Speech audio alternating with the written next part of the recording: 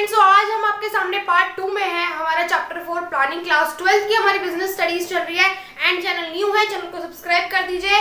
Subscribe करने के साथ बेल आइकन जरूर क्लिक कर दीजिएगा। और एक इंपॉर्टेंट इन्फॉर्मेशन देनी है स्टूडेंट्स आपको हमारे चैनल के बारे में, सुन के जाइएगा। इन्फॉर्मेशन ये है कि हमारे चैनल पर आपको free of cost notes available होंगे।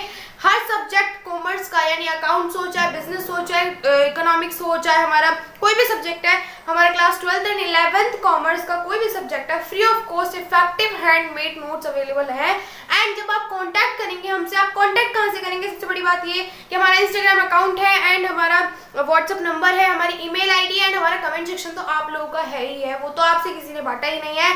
तो आप वहां से हमें कमेंट कर सकते हैं या फिर आप हमें कांटेक्ट कर सकते हैं। जब आप कांटेक्ट करेंगे 24 आवर्स के अंदर आपको वो चीजें, मतलब जो नोट्स हैं, वो पीडीएफ या जैसे भी आप फॉर्म में चाहेंगे वो आपको प्रोवाइड कर दी जाएंगी।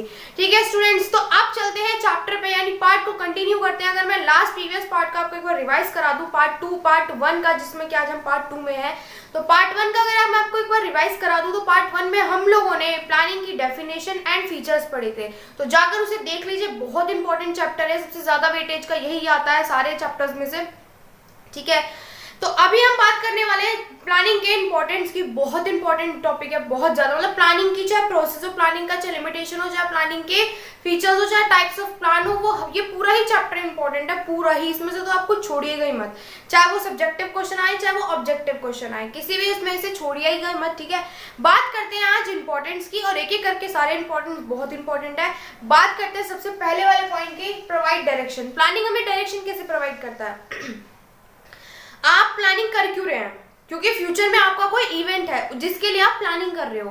तो प्लानिंग हमें सबसे पहले किस में हेल्प करता है? डायरेक्शन में हेल्प करता है। यानी जैसे मान लीजिए, सबसे पहले मैं एग्जांपल ले लेती हूँ एक स्टूडेंट लाइफ का। स्टूडेंट लाइफ में क्या हमारा सबसे बड़ा अभी इस टाइम क्या इवेंट है? फ्यूचर में टर्म 1 आ रहा है हमारा, एक टीचर का भी, एक स्टूडेंट का भी, क्योंकि हम लोग को प्रिपरेशन करनी है, आप लोग को प्रिपरेशन करनी है। तो सबसे बड़ा इवेंट क्या होगा आप लोगों के लिए कि टर्म 1 आ रहा है। अब उसके लिए आप प्लानिंग कर रहे हो, यानी सबसे पहले सबसे ज्यादा चैप्टर कौन सा पढ़ूं, सबसे ज्यादा सब्जेक्ट कौन सा पढ़ूं, किससे पढ़ूं, कैसे पढ़ूं, या फिर कौन से सैंपल पेपर को फॉलो करूं, कितने सैंपल पेपर में सॉल्व करूं, ये सारी प्लानिंग की तो वही एक शेड्यूल बना रहे हो ना। आप प्लानिंग कर रहे हो कि मुझे कल क्या करना है, आज क्या करना है, उससे नेक्स्ट वीक तक मुझे कितना कंप्लीट कर लेना है सिलेबस। ऑलमोस्ट आप ये कर रहे हो प्लानिंग। प्लानिंग क्यों कर रहे हो? क्योंकि टर्म 1 है। कब? 15 नवंबर से, डेट आ गई है 15 नवंबर से। आप क्या कर रहे हो? आपको पता है कि आपका टर्म 1 है। अब डेट शीट आपके आजकल में आपके हाथ में आ जाएगी। तो डायरेक्शन क्या है? टर्म 1। कौन बता रहा है? प्लानिंग। अगर प्लानिंग आपको डायरेक्शन ही नहीं पता होती तो प्लानिंग क्यों करते हैं?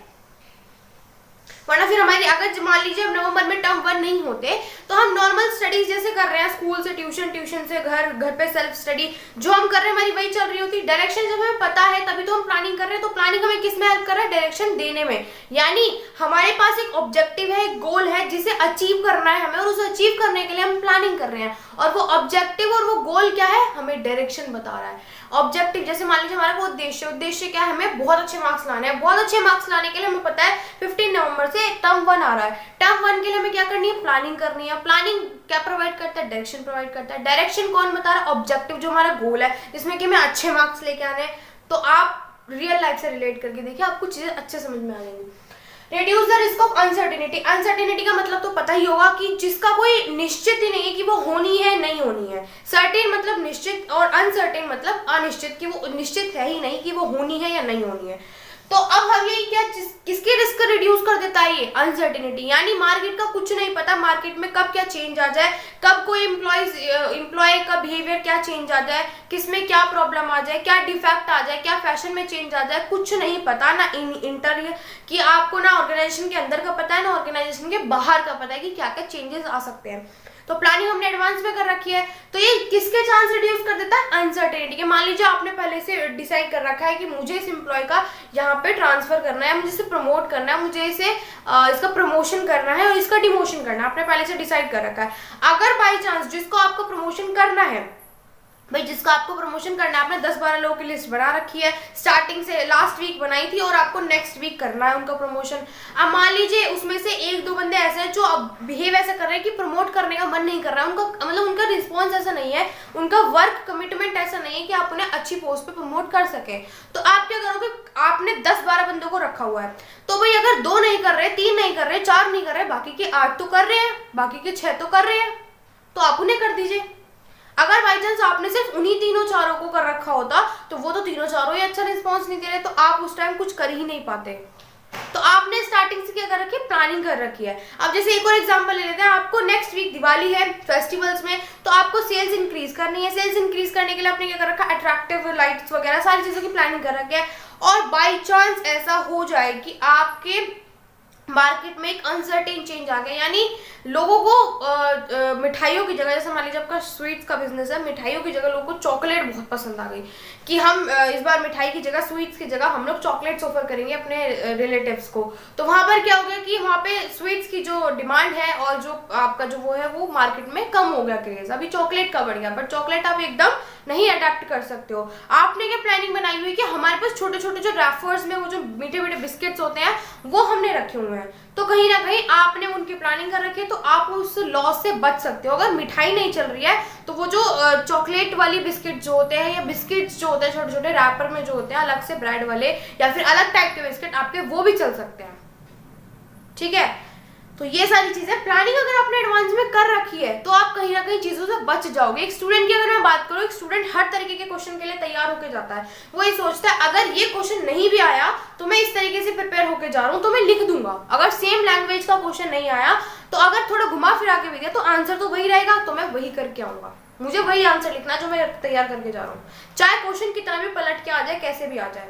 और यही चीज मैं बोलती हूँ, रटो मत और चीजों को समझो। और जैसे आपको लग रहा है कि मतलब अगर ये नहीं आया तो मेरे पास ये तो है तो मैं वही डाल दूंगा, तो प्लानिंग का मतलब भी यहाँ पर वही है कि आपके पास अगर बाई चांस फ्यूचर में कोई चेंज आ रहा है, आपके साथ कोई घटना हुई है, कोई भी चीज लॉस में जा रहे हो आप, तो आपके पास एक प्लान है जिससे आप उसकी जगह एप्लीकेबल कर सकते हो जो चेंज आया। Reduce overlapping and wasteful activities, क्योंकि आपने पहले से एडवांस में प्लानिंग कर रखी है तो वेस्ट होने का तो मतलब ही नहीं बनता। और काम को रिपीट, ओवरलैपिंग का मतलब है रिपीट होना वर्क। ठीक है, ओवरलैपिंग होगा तो काम रिपीट होगा। आपने ऑलरेडी डिसाइड कर रखा है कि ये डिपार्टमेंट को मैं इतना काम देना है पर डे के हिसाब से, ये डिपार्टमेंट को इतना वो देना है, इस डिपार्टमेंट के मैनेजर को ये रिस्पॉन्सिबिलिटी देनी है, इससे इतना काम कराना है इस डिपार्टमेंट से, आपका ऑलरेडी डिसाइडेड है। तो वहां पर वेस्टफुल एक्टिविटीज होनी ही नहीं है, सामान वेस्ट नहीं होगा। वेस्टफुल एक्टिविटीज में क्या कहेगा, अब देखो वेस्ट क्या होंगे, एफर्ट वेस्ट होंगे, सामान वेस्ट होगा, टाइम वेस्ट होगा, ये सारे वेस्ट ही तो हो रहे हैं। अब इन सब चीजें ना वेस्ट हो, खासकर से raw material and time and effort waste ना हो, इसलिए हम लोगों ने प्लानिंग करी है। और प्लानिंग कर रखी है तो ये सब चीजें होनी ही नहीं है। अब मान लीजिए कि मैं कंपनी की सीईओ हूँ और मेरे हाथ में मैं सारे पूरे मंथ की प्लानिंग मंथ के स्टार्टिंग में ही कर लेती हूँ, तो पूरे मंथ मुझे पता है कि मुझे किस डिपार्टमेंट को कौन सा काम हैंड ओवर करना है। अब मान लीजिए मेरा सेल्स डिपार्टमेंट का काम, मैंने ये बोल दिया कि आपको इस मंथ इतनी सेल देनी है, और पर्टिकुलर इंसान यानी मैंने सोचा महेश को ये सेल करनी है, महेश तुझे 10% सेल इस महीने करनी है, तुझे इतनी करनी है रमेश। तो मैंने सबको नाम के हिसाब से इंडिविजुअली काम बता दिया कि आपको इतनी करनी है, आपको इतनी करनी, काम आपको इतनी करनी है। तो काम रिपीट होगा ही नहीं। जब काम रिपीट होगा ही नहीं तो चीजें वेस्ट होंगी नहीं। जब वेस्ट नहीं होंगी तो ये पॉइंट हमारा इंपॉर्टेंस में बदल जाएगा। प्लानिंग नहीं तो हेल्प करिए हमें कि चीजें वेस्ट ना हो, ओवरलैप ना हो, मतलब काम रिपीट ना हो, ये सारी चीजें। Promote innovative ideas. Innovative ideas का मतलब है कि हमें माइंड में नए नए आइडियाज आते रहते हैं। कैसे, अब मान लीजिए प्लानिंग में तो होता क्या है कि आपको दिमाग का इस्तेमाल करना पड़ता है। फिजिकली तो फाइट थोड़ी करते हो आप, या बातें थोड़ी करते हो आप, दिमाग से सोचते हो। जब दिमाग से सोचते हो तो दिमाग को तो जोर डालना है, और जब जोर डलता है तो वो कुछ नए तरीके निकाल के लेके आता है। अब मान लीजिए मैं हूँ, मुझे अपना रूम डेकोरेट करना है, तो मुझे रूम डेकोरेट करना है किसकी, दिवाली के लिए। तो दिवाली के लिए मैं जब सोचूंगी, मैं सारे दिन सोचूंगी, क्योंकि मुझे कुछ नया करना है। मेरा कुछ मुझे इस बार मेरे घर पे फेस्टिवल्स में मेरे रिलेटिव्स आ रहे हैं बहुत सारे, कुछ फंक्शन है उसके साथ साथ, दिवाली के साथ साथ। तो मेरे दिमाग में मैं सोचूंगी मैं क्या कितना अच्छा डेकोरेट कर सकती हूँ, कितने कम बजट में और बहुत अच्छा डेकोरेट करके दूँ। तो मेरे दिमाग में क्या आएगा कि कॉस्ट कम लगानी है मुझे और टाइम भी कम लगाना और बहुत अच्छा निकाल के लाना आउटपुट, मतलब बहुत अच्छा डेकोरेट करना है। तो मैं दिमाग लगाऊंगी, जब मैं दिमाग लगाऊंगी तो मेरे पास बहुत नए नए आइडिया आएंगे। नए नए भी नहीं तो तिगड़मबाजी तो आएंगी, जिन्हें मैं अप्लाई करूंगी तो शायद वो तुक्के में लग जाए। तो यहाँ पर क्या, दिमाग पे जब हम जोर डालते हैं, क्योंकि प्लानिंग क्या है, माइंड की एक्टिविटी है। जब माइंड की एक्टिविटी है तो हम उसमें माइंड का यूज करते हैं, माइंड का यूज करने के साथ साथ हमारे पास नए नए आइडियाज आते हैं। ठीक है, तो ये हमारा 4th पॉइंट था। अब बात करेंगे 5th पॉइंट के, establish standard for controlling. Standard का मतलब है कि यहाँ पर एक तर्क रख देता है प्लानिंग कंट्रोलिंग के लिए। प्लानिंग का काम क्या है कि आपको ऑब्जेक्टिव बताता है, ऑब्जेक्टिव के लिए हम प्रिपरेशन करते हैं, प्लान्स बनाते हैं कि उसे हम कैसे कंप्लीट कर सकते हैं, उसे कैसे अचीव कर सकते हैं, उस एम को, उस ऑब्जेक्टिव को, उस गोल को। कंट्रोलिंग का काम क्या है? कंट्रोलिंग का काम क्या है? जितना अभी तक काम हुआ है प्लानिंग से लेके और स्टाफिंग, डायरेक्टिंग और कंट्रोलिंग तक, उसे सब कुछ कंपेयर करना। पहले जो हमने प्लान बनाया था और आज जितना काम हुआ उसमें कंपैरिजन करना कि कितना हुआ है, कितना हम सक्सेसफुल है, कितना हम फेल हुए हैं। मान लीजिए प्लानिंग में मैंने डिसाइड करा था मेरी जो अक्टूबर की मंथ की जो सेल होगी वो 50% बढ़ के होगी पिछले सितंबर के महीने से। सितंबर में कितनी आई थी मेरी? 50% सेल मेरी बढ़ के आई थी। मैंने इस बार डिसाइड करा था सितंबर के लास्ट में कि अक्टूबर में 50% और बढ़ाऊंगी क्योंकि फेस्टिवल सीजन है। तो मेरा क्या था, अब जब मैं लास्ट मंथ के लास्ट में यानी अक्टूबर के लास्ट में जब मैं इसको कंपेयर करूंगी, मतलब मेरे जो कंपेयर्स वाले मैनेजर्स होंगे वो जब कंपेयर करेंगे तो वो देखेंगे कि मैंने प्लान कितने का बनाया था, 50% का प्लान बनाया था कि मुझे 50% सेल इंक्रीज करनी है और हुई कितनी है, तो उसको पता चला कंपैरिजन करने में कि सिर्फ 40% सेल इंक्रीज हुई है। तो कहाँ लॉस हुआ? 10% का। क्यों लॉस हुआ तो वो देखेंगे, है ना। तो प्लानिंग अगर नहीं होगी तो कंट्रोलिंग कैसे होगी? यानी मान लीजिए अगर मैंने प्लान ही नहीं बनाया होता तो मैं 50% करूंगी तो हम तो ऐसे गधों की तरह लगे रहते, होती नहीं होती, हो भी जाती, कोई बात नहीं, पता ही नहीं चलता कितनी सेल इंक्रीज हुई है। तो कंट्रोलिंग का काम ही क्या था? कंट्रोलिंग वही तो करता है जो हमने स्टार्टिंग में प्लान बनाया था कि इतना हमें करना है और जितना हुआ है उसमें कंपैरिजन करना। और जब मैं बनाऊंगी नहीं कि मुझे कितना करना है तो फिर इसका फायदा क्या है कि क्या कंपैरिजन करेगा मुझे ये तो बताओ। फिर कुछ कंपैरिजन करने के लिए है थोड़ी इसका काम। तो प्लानिंग क्या करता है? एस्टैब्लिश कर देता है यानी स्थिर कर देता है स्टैंडर्ड कंट्रोलिंग के लिए, यानी एक तर्क स्थिर कर देता है कि यहाँ इससे आप कंट्रोलिंग मतलब कंपेयर कर सकते हो। ठीक है स्टूडेंट्स, अगर किसी पॉइंट में डाउट रह गया हो तो प्लीज डिस्कस कर लेना कमेंट सेक्शन में। नहीं तो डाउट अगर पूछना है पर्सनली तो आप हमें कॉन्टैक्ट से हमारा व्हाट्सएप जो कॉन्टैक्ट है वहाँ से हमें कॉन्टैक्ट कर सकते हैं, जिससे कि आपके जो भी डाउट्स हैं आप जल्दी जल्दी क्लियर कर लीजिए, जिससे कि आपको कोई कंफ्यूजन ना रहे। ठीक है, मिलेंगे नेक्स्ट वीडियो में लिमिटेशंस के साथ एंड टाइप्स ऑफ प्लान्स के साथ। तो बने रहेगा, वीडियो बहुत इंपॉर्टेंट होने वाली है नेक्स्ट भी, और ये तो थी इंपॉर्टेंट। चैनल को सब्सक्राइब कर दीजिए अगर अभी तक नहीं किया, और वीडियो को लाइक कर दीजिए। एंड कमेंट में अगर आपको पूरी वीडियो ओके होगी तो थम करके हमें ऐसे करके बता दीजिएगा कि आपको पूरी वीडियो ओके। अगर किसी पॉइंट में डाउट रह गया है तो प्लीज उस पॉइंट को मेंशन कर दीजिए एंड पूछ लीजिए। ठीक है, thank you for watching the video.